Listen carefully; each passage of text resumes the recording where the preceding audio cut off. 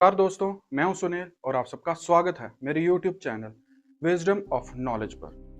दोस्तों, आज है शहीदी सीरीज का एपिसोड नंबर 9 और आज जिन शहीद की मैं बात करने जा रहा हूं, इन शहीद के शहीद होने के बावजूद इनकी यूनिट इनके लिए आज भी बिस्तर लगाती है, इनके लिए चाय रखी जाती है और इनके लिए रोल कॉल भी होती है, क्योंकि आर्मी वालों के लिए शहीद कभी मरते नहीं। तो दोस्तों, ये बात है इंडो चाइना वॉर 1962 की। इंडिया और चाइना के बीच में कभी भी कोई फिक्स बॉर्डर नहीं हुआ। जो ब्रिटिशर्स ने डिवाइड किया हुआ था, इंडिया उसे ही मानता था और चाइना उससे मानने से इनकार करता रहा। ये बात है दो जगहों की। पहला लद्दाख, जहाँ से इंडिया और चाइना का बॉर्डर टच होता है, और दूसरा है अरुणाचल प्रदेश। चाइना हमेशा से कहता था कि ये वो दो इलाके उनके हैं और इंडिया ने हमेशा से यही कहा कि ये हमेशा से भारत का ही हिस्सा रही है। फिर जब डिस्प्यूट स्टार्ट हुआ तो चाइना ने एक्साई चीन से एक आर्मी रोड बनाया जो चाइना को तिब्बत से कनेक्ट करता था। इंडिया को इस बारे में काफी बाद में पता चला। इंडिया ने कहा कि ये इलाका हमारा है, आप इलीगली इस पे कंस्ट्रक्शन कर रहे हो। चाइना ने मानने से इनकार कर दिया। बात ये है कि चाइना ने वही पॉइंट ऑफ टाइम पे ही क्यों ऐसा किया। चाहे तो पहले भी कर सकती थी और चाहे तो बाद में भी कर सकती थी। अगर हम इस बात की टाइमलाइन को देखें, जो ये पूरा वाकया हुआ था, इसकी टाइमलाइन अगर देखी जाए तो टाइमलाइन है 1959 के आसपास की। ये वही टाइम था जब दलाई लामा बुद्धिस्ट के स्पिरिचुअल गुरु तिब्बत से इंडिया में आए थे। चाइना को ये बात बिल्कुल पसंद नहीं आई, क्योंकि उन्होंने कहा कि इंडिया हमारे तिब्बत के मामले में दखल अंदाजी कर रही है। यहीं से रिलेशन हो गए खराब। और वो टाइम पर हमारे प्राइम मिनिस्टर थे पंडित जवाहरलाल नेहरू जी, जिनको लगता था कि चाइना हम पे कभी भी हमला नहीं करेगा, और यही इनकी सबसे बड़ी बेवकूफ़ी भी मानी जाती है, क्योंकि उस टाइम पे इंडिया के पास ना ही अच्छे वेपन्स थे, ना ही इतने सोल्जर्स थे, और ना ही हमारी आर्मी इतनी ज़्यादा सेटल हुई थी। लेकिन चाइना सीक्रेटली पूरी तरह तैयार था इंडिया के साथ वॉर करने के लिए। और दूसरी साइड इंडिया ने अपने बॉर्डर्स पे ये डिसाइड किया कि हम बॉर्डर्स के आगे छोटी छोटी बंकर्स या चेक पोस्ट बनाएंगे। ये बात चाइना को सीधा चैलेंज लगा कि ये इंडिया हमें चैलेंज कर रहा है, जिस वजह से ये वॉर हुई। और चाइना को लगा कि अगर इंडिया को आज नहीं रोका तो ये पावरफुल हो जाएगा और हमें ही आंख दिखाएगा, जिस वजह से चाइना ने अपने सोल्जर्स को हाई एल्टीट्यूड लड़ाई के लिए प्रिपेयर करना स्टार्ट कर दिया। लेकिन उस टाइम हमारी आर्मी के पास सर्दी के कपड़े तक नहीं थे, तो वेपन्स तो बहुत दूर की बात है। और फिर अचानक से 1962 में चाइना ने इंडिया पे अटैक कर दिया। और पहले चाइना ने अटैक इसलिए नहीं किया क्योंकि उनके पास कोई प्रॉपर रीज़न नहीं था इंडिया के साथ लड़ाई करने का। लेकिन जब इंडिया ने दलाई लामा को शेल्टर दिया और अपनी चेक पोस्ट बनाई, तो चाइना ने रिटेलिएशन की और इंडिया के साथ अचानक से 1962 वॉर स्टार्ट कर दी। और दोस्तों, अगर मैं अपना पॉइंट ऑफ व्यू बताऊं ना, तो चाइना ने ये बहुत सही चीज़ की थी कि इंडिया पे 1962 में अटैक किया था, जिस वजह से इंडिया को अपनी आर्मी कहाँ स्टैंड करती है ये बता दिया। जो पंडित जवाहरलाल नेहरू जी को लगता था कि चाइना उन पर कभी अटैक नहीं करेगी, इस चीज़ ने उस चीज़ को भी गलत प्रूव कर दिया, जिस वजह से इंडिया को वो हार इतनी ज़्यादा चुभी थी ना, आज तक हम उस चीज़ के लिए प्रिपेयर हो रहे हैं और आगे भी होते रहेंगे। अगर उस वक्त चाइना हम पे अटैक नहीं करता तो शायद आज हमारी आर्मी इतनी ज़्यादा स्ट्रांग नहीं होती।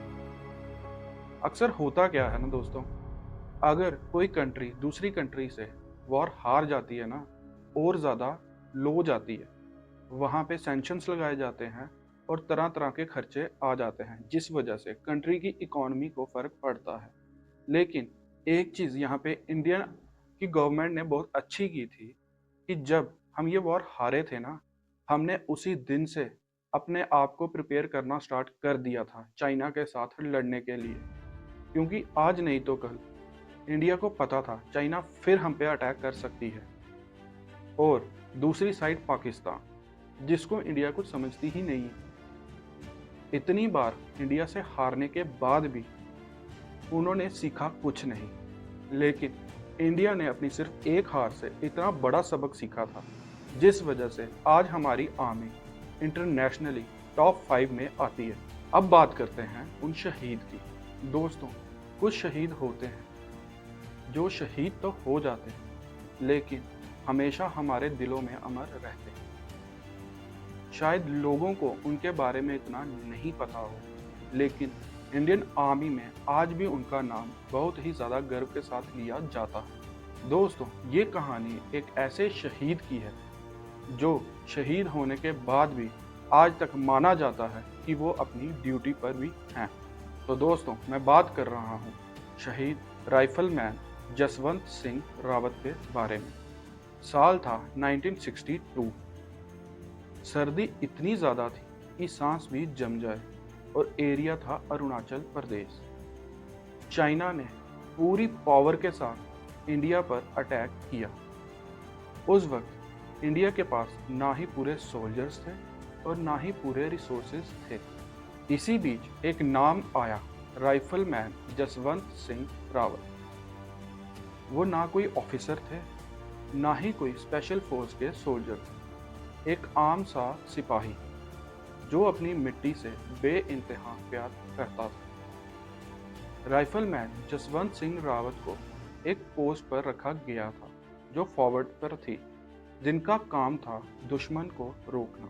उस वक्त चाइना ने इतनी पावर के साथ हमला किया कि कुछ ही मिनटों के अंदर जसवंत सिंह रावत के जितने भी कलीग्स थे सब शहीद हो गए।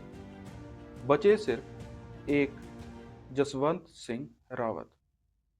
हेडक्वार्टर से ऑर्डर्स आए, रिट्रीट मिशन, पीछे हट जाओ। कोई चांस ही नहीं था जीतने का। एक साइड अकेले जसवंत सिंह रावत और एक साइड पूरी चाइना आर्मी। लेकिन जसवंत सिंह रावत को पता था कि अगर मैं इंडियन आर्मी को थोड़ा सा भी वक्त दूं और इनको यहाँ पर कुछ देर के लिए रोक सकूं तो हमें एडवांटेज हो सकता है। उन्होंने हर बंकर में एक मशीन गन फिट की और एक एक करके वहां से फायरिंग करना स्टार्ट की, जिस वजह से चाइनीज सोल्जर्स को लगा कि यहाँ पर तो पूरी बटालियन है और वो आगे बढ़ने से डर रहे थे। लेकिन उनको ये नहीं पता था कि वहाँ पे सिर्फ एक ही सोल्जर है। जसवंत सिंह रावत ने 72 आवर्स यानी लगभग 3 दिन चाइनीज सोल्जर्स को रोक कर रखा अकेले। करते क्या थे वो, जितनी भी वहां पे चेक पोस्ट थी ना, वो हर चेक पोस्ट में जाके 5 राउंड यहाँ से शूट करते, 5 राउंड दूसरी चेक पोस्ट से शूट करते, 5 राउंड किसी और चेक पोस्ट से शूट करते, जिस वजह से चाइनीज सोल्जर्स को लग रहा था कि यहाँ पे इंडियन आर्मी की पूरी बटालियन है और सीधा घुसना सही नहीं होगा। 3 दिन तक उस एक जवान ने पूरी आर्मी को रोक कर रखा और उन्हें इसी भ्रम में रखा कि यहाँ पर पूरी बटालियन है। और वाकई में शहीद जसवंत सिंह रावत एक बटालियन के बराबर ही थे, जिन्होंने 72 घंटों तक चाइनीज आर्मी को रोक कर रखा। कुछ देर तक ऐसे ही चलते हुए चाइनीज आर्मी को शक हुआ कि यहाँ पर कोई ज़्यादा सोल्जर्स नहीं है, एक ही सोल्जर है।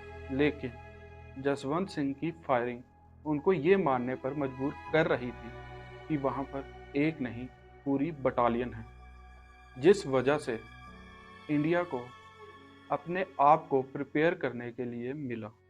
और जसवंत सिंह रावत तब तक फायरिंग करते रहे जब तक उनके पास एमओ था। और फिर आखिरी दिन जैसे ही उन्होंने शूट करना बंद किया तो चाइनीज आर्मी के सोल्जर्स आगे आए और जसवंत सिंह शहीद हो गए और उनकी शहीदी के बाद इंडियन आर्मी ने उन्हें महावीर चक्र से सम्मानित किया। फौज सिर्फ अवार्ड पर ही नहीं रुकी, उनकी यूनिट का नाम था 4 गढ़वाल राइफल्स। आज भी उनकी यूनिट में उनकी रोल कॉल की जाती है, उनके लिए बेड सेट किया जाता है और सुबह को बेड टी दी जाती है। ये चीज़ ये प्रूव करती है कि शहीद जसवंत सिंह रावत आज भी अपनी ड्यूटी पर हैं, क्योंकि फौज के लिए शहीद कभी मरते नहीं, बस हमेशा के लिए अपनी ड्यूटी करते हैं। तो दोस्तों, आज की वीडियो कैसी लगी प्लीज़ कमेंट करके ज़रूर बताना। Please like share and subscribe. जय हिंद, जय भारत।